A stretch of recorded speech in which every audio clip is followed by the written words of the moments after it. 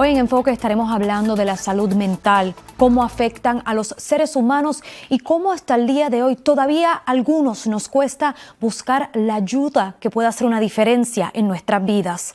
Muchas gracias por acompañarnos. Yo soy Valeria Aponte Feliciano. Como les mencionamos, hoy vamos a hablar de la salud mental y comenzamos hablando de una nueva campaña de Ad Council que busca recordarnos lo importante que es simplemente escuchar a nuestros hijos. Giselle Tejeda conversó con expertos. En la escuela todos me hacían bullying, entonces yo cerré todas mis emociones. Un video poderoso es parte de la campaña Sound It Out o Escuchando Sentimientos, que muestra adolescentes abriendo sus corazones. Yo sé que tú trabajas y yo sé que... Dicen que a veces se sienten solos, pero se guardan esos sentimientos para no preocupar a sus padres. Te necesito. Lo primero que quieren es tener a alguien que los escuche sin juzgarlos. Y por eso esta campaña, Escuchando Sentimientos, quiere proveer recursos para que los padres o cuidadores tengan conversaciones significativas con sus jóvenes sobre el bienestar emocional y su salud mental. En este mes de salud mental, expertos dicen que lo más importante es crear un espacio seguro para que los jóvenes hablen. Y dejarles saber que solo porque tienen estos pensamientos, no es malo tener estos pensamientos y no es que tienen que quitarse esos pensamientos de la mente, que es notar que están teniendo el pensamiento y dejarlos ir. Además de escuchar, hay otras formas de ayudar. La experta recomienda buscar momentos para distraer a los jóvenes. Escuchar música o tal vez es hacer ejercicios para relajarse. Y para los padres que no saben por dónde empezar, la página web escuchandosentimientos.org ofrece herramientas y recursos para iniciar esas conversaciones difíciles. Para seguir hablando de la salud mental, vamos a recibir a Wanda Ramírez, quien es la directora administrativa de salud mental de la Asociación de Puertorriqueños en Marcha, mejor conocido por sus siglas como APM. Wanda, qué gusto tenerte aquí con nosotros hoy en Enfoque. Muchas gracias. Gracias por invitarme hoy. No, vamos a hablar de un tema tan y tan importante que para nosotros es muy importante discutir en Enfoque y es la salud mental. Mayo es el mes de crear conciencia sobre la salud mental, pero al final del día es algo que tenemos que tomar en serio cada día. Efectivamente. Muchas veces nos concentramos mucho en la salud física, la salud espiritual y nos olvidamos de la salud mental. Y creo que esto es algo que debemos puntualizar diariamente en nuestras vidas. La salud mental es igual de importante que la salud física. Es tan importante ir al médico primario, ir al dentista, ir a un profesional de la salud mental es igual de importante. Wanda, ¿y por qué crees que todavía en el 2025 hay personas que no toman su salud mental en serio? El estigma. Todavía tenemos ese problema con la salud mental. Muchas personas piensan que ir a un profesional de la salud mental es porque tenemos un problema y no es así. El 20% de los residentes de Filadelfia sufren de algún estrés de salud mental y no entienden que es importante si tenemos algún conflicto familiar, tenemos algún conflicto en las escuelas, tenemos un conflicto en el trabajo, necesitamos un profesional de la salud que nos ayude a entender y a crear esas habilidades para lidiar con esos conflictos en esas áreas. ¿Qué se tiene que hacer? ¿Cuál debe ser el primer paso que un individuo debe de tomar para que ese estigma se rompa? Lo primero es entender que la salud mental es parte del bienestar de la persona, del individuo. Es como ir al médico, no tienes que esperar sentirte mal para ir al médico. Vas al médico todos los años para hacerte un físico. Entonces es importante tener una persona, un profesional de la salud mental, donde pueda ir a conversar y hablar. No solamente cuando tengas un problema, pero solamente para liberar el estrés que nos causa el diariamente vivir o interactuar con la familia o el trabajo o las escuelas, los adolescentes, los niños. Entonces, tener un profesional de la salud mental es muy importante. Vamos a hablar de APM. ¿Cuáles son la mayoría de los casos que ustedes están recibiendo? Actualmente tenemos muchos casos de depresión, muchos casos de ansiedad y mucho PTSD o trauma, ¿verdad? del 20% de los residentes de Filadelfia que sufren de algún estrés de salud mental, tenemos 32% que son hispanos. Recibimos muchos pacientes hispanos, niños y adolescentes, niños desde los 5 años. Por eso incentivamos mucho a que vengan la familia. Y tenemos profesionales de la salud que son bilingües. Muchos adolescentes se sienten más cómodos hablando inglés y los padres, como son hispanos, se sienten más cómodos hablando español. Entonces tenemos terapistas que pueden hablar en inglés con el adolescente y español con los padres. De esta manera integramos la familia. Mencionaste que la mayoría de sus casos son por trauma, depresión. ¿Se debe a la violencia que se está viviendo en la ciudad? Absolutamente. El trauma puede ser individualizado, puede ser abuso de violencia doméstica, pero también el abuso que se vive en la ciudad, en la comunidad, está influyendo mucho en la salud mental de los residentes de Filadelfia. Mencionaste que tienen pacientes tan jóvenes como 5 años. ¿Cuán importante es que padres tomen la iniciativa de llevar a sus niños a temprana edad a un profesional de salud mental? Muy importante. Con el terapista se pueden trabajar habilidades para parenting skills, que es para enseñarles cómo lidiar, le llamamos con esas rabietas de esos niños y lidiar con esas situaciones. Si hay alguna situación con la escuela, tenemos terapistas que son profesionales consultando también cuál es el problema que se da en la escuela y trabajándose esa área enfocada para ayudar al niño en la área que necesita. ¿Tienes también algunos jóvenes que deciden ir a buscar esta ayuda a pesar de que quizás no tengan la bendición o la luz verde de sus padres porque no creen en la ayuda de profesionales de salud mental? Absolutamente sí. Todo adolescente mayor de 14 años puede ir sin la autorización de un adulto a buscar ayuda de salud mental. Quiero preguntarte de las excusas, porque yo soy una persona que creo mucho en ir a un profesional de salud mental. Creo que desde la adolescencia he estado yendo, e incluso no es que me crié en un ambiente en donde mis padres me llevaron porque me dijeron, ay Valeria, te vamos a llevar. No, fue decisión propia, que estaba pasando por unas situaciones y busqué esa ayuda y vi el cambio, y ya por creo que más de 20 años he tenido diferentes profesionales de salud por diferentes situaciones que suceden al respecto. Es importante que los padres también jueguen un rol y se eduquen sobre la importancia de la salud mental para inculcar eso en los hogares, nuevamente volviendo a lo que hablamos tú y yo al principio, de que se haga como familia, la importancia de buscar esa ayuda constantemente, hasta cuando no esté pasando un problema. Exactamente, es como tener un consejero primario, ¿verdad? Donde no hay que esperar que llegue el problema, solamente tener una guía ahí que en caso de te va enseñando las habilidades. Y efectivamente no tienes que esperar que ocurra un trauma, no tienes que esperar que ocurra una depresión severa.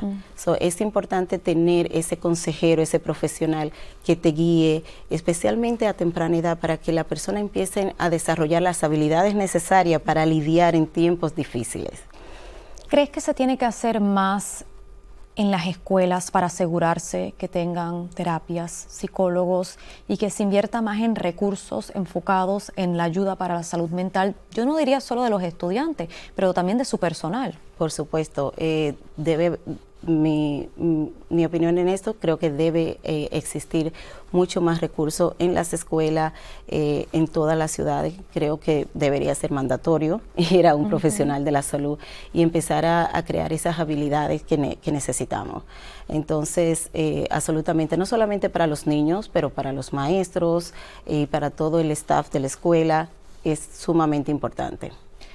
Te voy a hacer 2 preguntas similares, pero con diferentes personas. ¿Qué tú le dices a aquellos padres o aquellos encargados de menores de edad que no piensan que es importante llevar a los menores a un psicólogo o un psiquiatra? Le diría, hagan un poquito de investigación, lean acerca de la salud mental.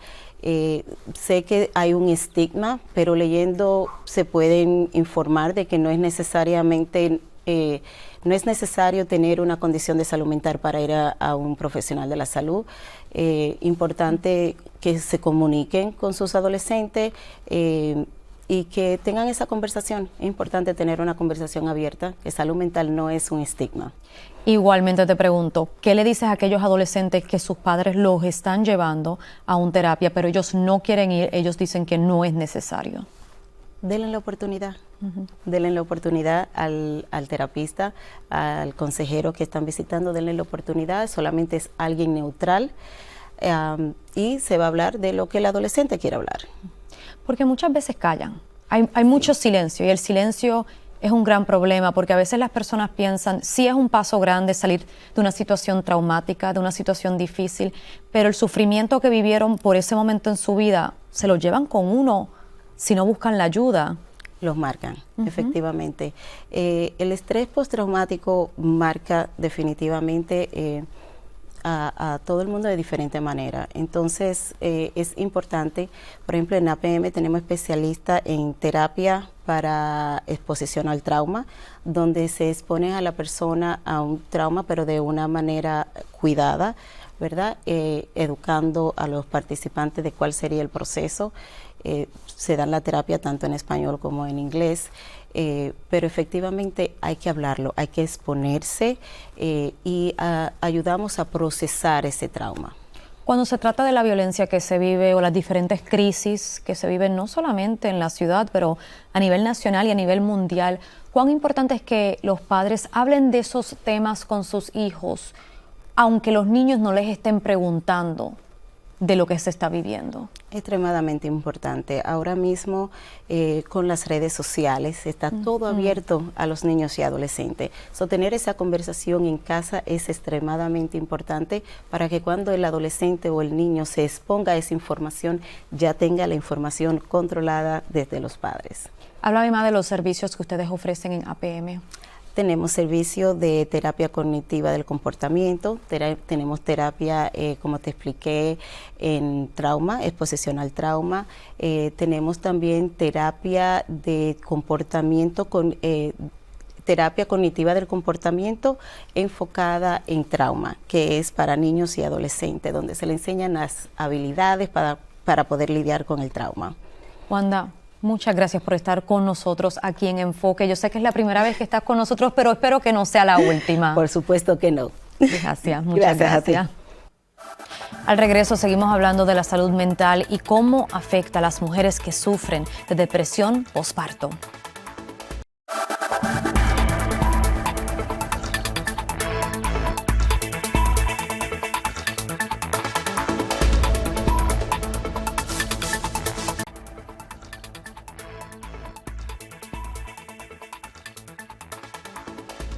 Muchas gracias por continuar con nosotros. Ahora vamos a hablar de la depresión posparto, un padecimiento que sufren cientos de miles de mujeres de nuestro país. Gustavo León habló con expertos y nos dicen cómo tratar esta enfermedad. Una vez que llega el bebé a la familia, es toda una gran transición y siento que todavía se romanticiza mucho, que la llegada de un bebé va a ser mágico, va a ser todo de color de rosas. Y la verdad es que no se le habla a la familia de que se pueden venir sentimientos más intensos, más oscuros. La llegada de un hijo es un momento único en la vida, pero la falta de sueño, eventos estresantes durante la gestación, preocupaciones sobre el futuro y sobre todo cambios hormonales pueden terminar en depresión posparto. Y aquí ya hay efectos más severos, la gente tiene depresiones más profundas, tienen problemas con el sueño, el apetito, la energía, la concentración y puede llegar hasta el grado de tener ideas de suicidios o hasta ideas de infanticidio. La tristeza posparto o baby blues es una condición de cambios leves de humor después del embarazo. Si los síntomas son más graves y prolongados, suele ser depresión posparto, pero en ocasiones las complicaciones pueden ser más peligrosas. La psicosis de posparto es la forma más severa. Si no, ya hay trastornos psicóticos, ya puede haber falsas creencias, puede haber la presencia de alucinaciones, hay dificultades en la relación con el infante, con el niño, y ya básicamente hay una pérdida del contacto con la realidad. Aunque existen muchos estigmas sobre la depresión y psicosis posparto, también existen recursos de ayuda. Postpartum.net ofrece distintas opciones en su página web, además de líneas de apoyo. Y si es como básico necesitamos alguien con quien hablar, necesitamos alguien con quien socializar, necesitamos recursos, aquí los tenemos para servirles. En los Estados Unidos, entre el 10 y 20% de las mujeres que dieron a luz sufrieron depresión posparto. Son casi 600,000 mujeres al año y una de cada 1,000 debe lidiar con la psicosis posparto. Es muy importante no culpar ni juzgar a quienes enfrentan estos padecimientos, ya que son causados por su entorno y sobre todo por el desequilibrio hormonal del embarazo. En cambio, lo mejor es ofrecer una red de apoyo. Gustavo León, Telemundo. Para seguir hablando de la salud mental de las mujeres, vamos a recibir a Gina Arias, directora de campaña de salud mental materna de Mamás con Poder. Gina, qué placer tenerte aquí con nosotros hoy en Enfoque. ¿Cómo está? Muy bien, el placer es mío. Gina, quiero ir al grano. ¿Crees que todavía no se habla lo suficiente sobre la depresión posparto? Definitivamente no se habla de la depresión posparto ni de todas las condiciones que pueden afectar a las madres después de dar a luz y durante el embarazo también, porque no es solo la depresión, es también la ansiedad. La madre puede tener pensamientos intrusivos, el trastorno bipolar, todas esas cosas y más van dentro de lo que le llamamos las condiciones de salud mental materna. Lamentablemente, todavía tenemos ese estigma dentro de nuestras comunidades. Eso es, mi opinión, y según los estudios, la razón por la cual no se habla suficientemente. Hay un estigma bien grande y no debe ser así. Las madres no deben sentirse ni culpables ni avergonzadas por estas condiciones. Son muy comunes. ¿Cuáles son algunos de los síntomas de la depresión posparto y también las otras enfermedades que mencionaste que una mujer puede tener después de dar a luz? Bueno, estas condiciones son tan variadas que pueden haber muchos cambios en las emociones. Por ejemplo, la madre se puede sentir triste, sin esperanza, impotente, ira, sentimientos de ira, culpa, rabia o arrepentimiento. Puede sentir ansiedad o pánico, problemas para comer o dormir, pensamientos aterradores, intrusivos o indeseados, sentirse fuera de control o volviéndose loca, lo que decimos así, sentir que nunca debió ser madre, falta de motivación, preocupación por lastimar a su bebé, a sí misma o a un ser querido, y también se pueden manifestar como síntomas físicos inexplicables, por ejemplo, dolores de cabeza o de estómago. O sea que hay muchas señales dependiendo de la condición. ¿Cuál es el peligro de no tomar esto en serio y buscar ayuda? Bueno, el peligro puede ser lo máximo que uno pueda pensar. O sea, la madre se puede herir al bebé, y no debe ser así. O sea, la madre no se debe sentir ni la familia que no pueden pedir ayuda. Deben pedir ayuda y hay recursos, por ejemplo, como la Línea Directa Nacional de Salud Mental Materna, que el número es 1-833-852-6262. Esa línea es gratis, confidencial y disponible las 24 horas del día en español y en inglés. La persona puede llamar o puede contactar a la línea por mensaje de texto y recibirá una respuesta rápida. Un asesor capacitado le escuchará y le ayudará. Y también hay que decir que no tiene que ser la madre para llamar. Si usted conoce a una madre que le preocupa, usted puede llamar. Porque al final del día, Gina, esto es un trabajo en equipo. Si es tu pareja, tus padres, tu amiga, tu amigo.